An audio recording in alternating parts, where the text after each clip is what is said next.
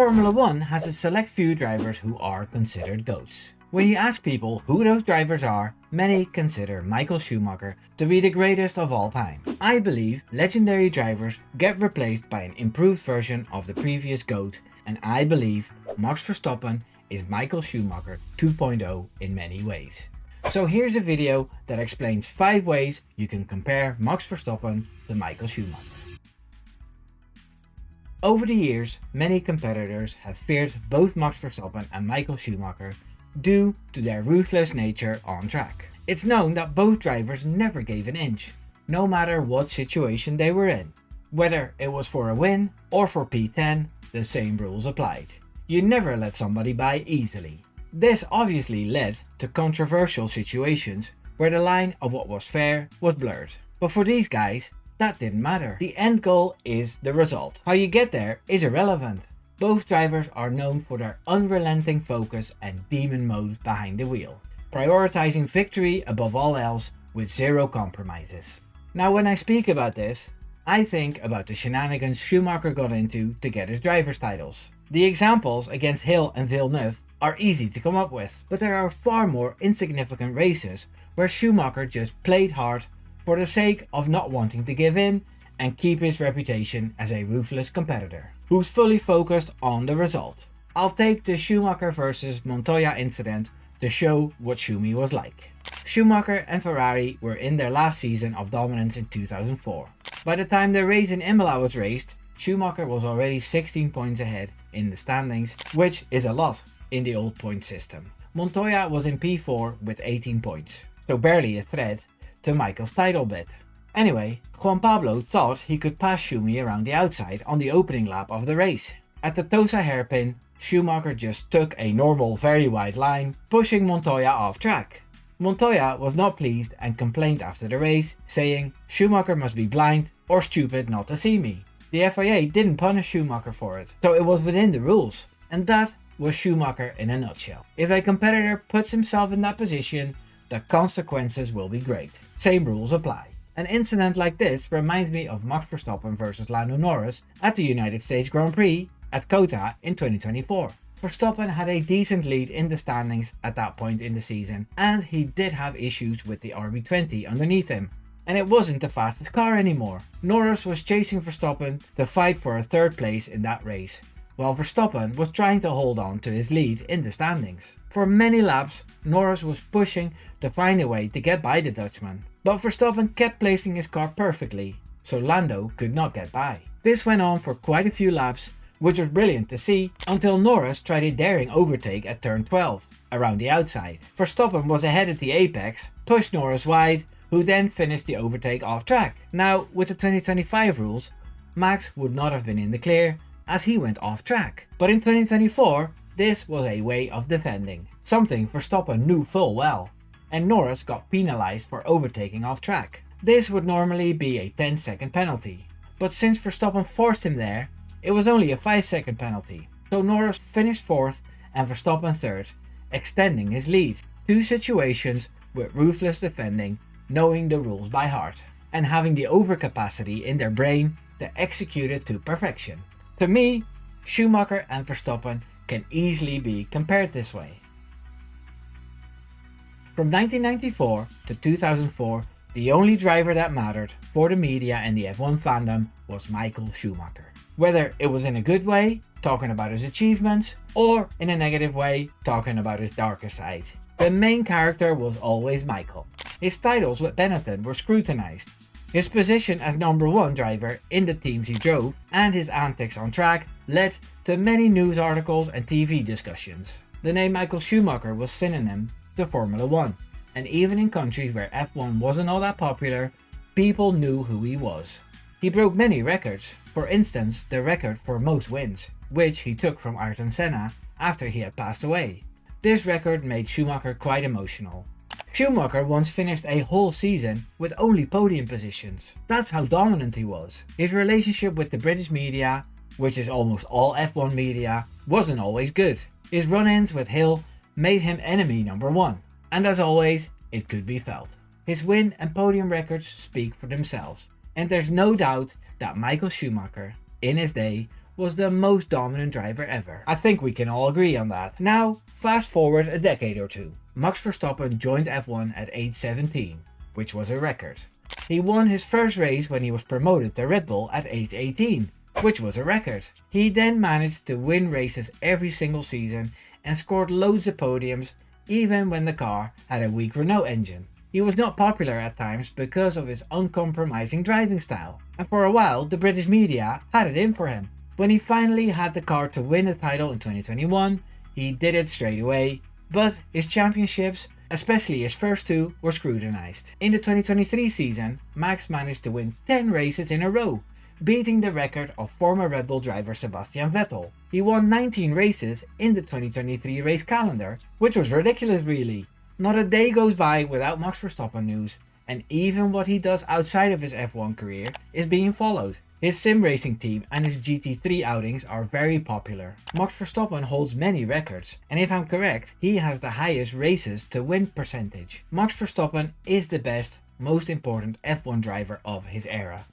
And especially after being the underdog last season, he has become the most popular driver out there. It's clear that Schumacher and Verstappen can easily be compared in the way they made themselves the center of attention with their dominant display on or off track.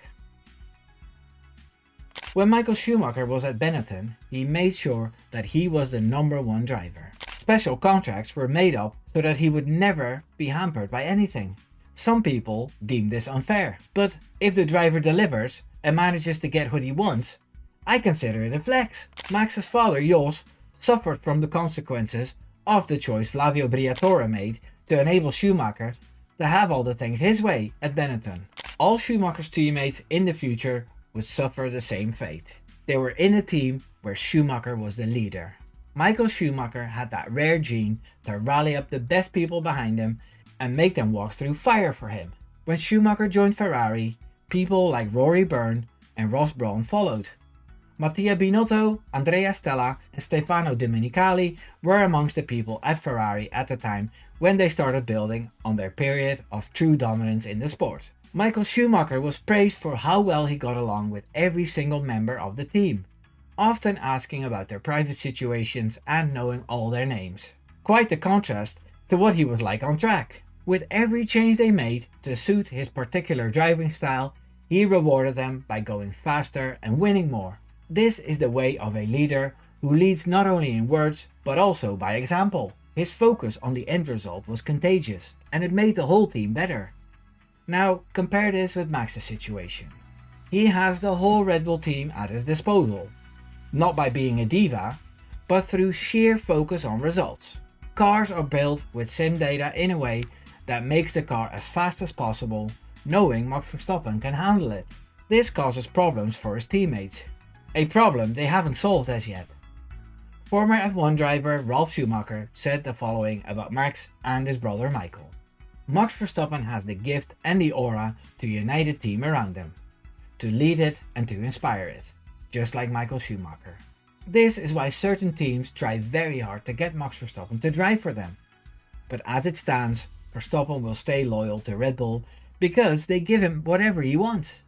The reason why people get behind drivers like Max and Michael is that they both have been able to ignore all the distractions, making them able to extract the most out of their situations. Both were relentless and were able to control things even when there were problems inside the teams they drove for. Giampiero Lambiase, Max's longtime race engineer, said in an interview that as soon as Max arrived in the Red Bull team, he fitted right in and drove like he'd already been there for years. Their overall feeling in the team was, "Don't worry, Max Verstappen is here everybody, we're going to be okay." Only the greatest have this effect on a team, and this is what makes them perfect leaders. Michael Schumacher was really meticulous in everything he did. People say he redefined driver professionalism through his obsessive focus on physical fitness and intense feedback to engineers. He had a relentless, detail-oriented approach to car development, strategy and training, setting new standards for dedication and preparation in Formula 1. He wasn't just fast, he was a complete athlete and a technical partner, always looking at the finest details to find tenths of a second. He tested cars for days on end, and it helped Ferrari to transform into the dominant team they were in the early 2000s. The cars he developed all had that sharp, pointy nose front end, as that is the fastest way to go around the corner. And even if it wasn't the easiest way to handle a car, he managed to drive it without losing control. I think Jos Verstappen was watching this all very closely in 1994 at Benetton, when he was teammates with Schumi, because his way of driving was imprinted in Max as well. It is said that Max Verstappen can live with an extremely unstable rear, where he almost guesses where the car is on the edge without ever going over it. As soon as Max started driving the kart, Jos involved him in every aspect of the kart to teach him how everything worked. As a father, he sacrificed his own racing career in other series to be his son's coach, mechanic and chauffeur. Jos Verstappen knew the technical side of a race car from inside out. He showed Max everything. The experience that Verstappen built up made it easier for Max to point out exactly what was wrong with the car when he was testing it, or in free practice sessions. Max is always very involved with the preparations and spends a lot of time in the sim to work out what's best for the car and what might work best for the next race. It's clear that Schumacher set a benchmark on how to be the best F1 driver in every way, and Verstappen picked up where he left off. I've spoken in this video about how ferocious Michael Schumacher could be on track and in the team. We all remember the look on his face when he went to speak with David Coulthard after the Spa incident. It's hard to believe that this angry man was the complete opposite of that when it came to his family. He was widely regarded as a devoted family man who prioritized his wife Karina, children Gina Maria and Mick, and family life, often retreating from the F1 spotlight for them and cherishing private time, which his wife continues to protect fiercely after his tragic skiing incident. Fame was something he didn't like about being in F1. That's why he lived a sheltered life outside of the sport. Max Verstappen knew Schumacher at the time as Uncle Michael, as Michael and Jos became friends and even went on holiday together. So Max knows the Schumacher family very well.